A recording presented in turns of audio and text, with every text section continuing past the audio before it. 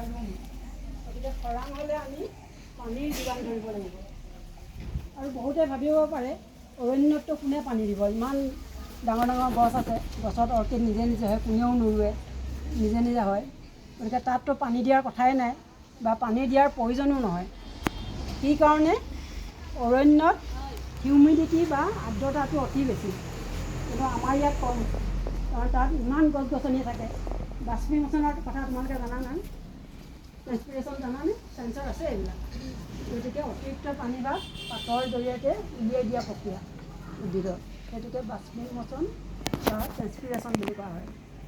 গতিকে ট্ৰেন্সপিৰেশ্যনৰ দ্বাৰা পানীভাগ যিহেতু অৰণ্যত থকা গছবিলাকৰ পাতবিলাকে বেছিকৈ উলিয়াই দিয়ে, ফলত কি হয়, আৰ্দ্ৰতা বা হিউমিডিটি বেছি কাৰণে তাত পানী দিয়াৰ প্ৰয়োজন নহয় তাৰমানে। কিন্তু আমাৰ ইয়াত ৰুলে আমি যেতিয়া বেছিকৈ খৰাং হ'ব, যেতিয়া খুব বেছিকৈ ৰ'দ দি থাকিব,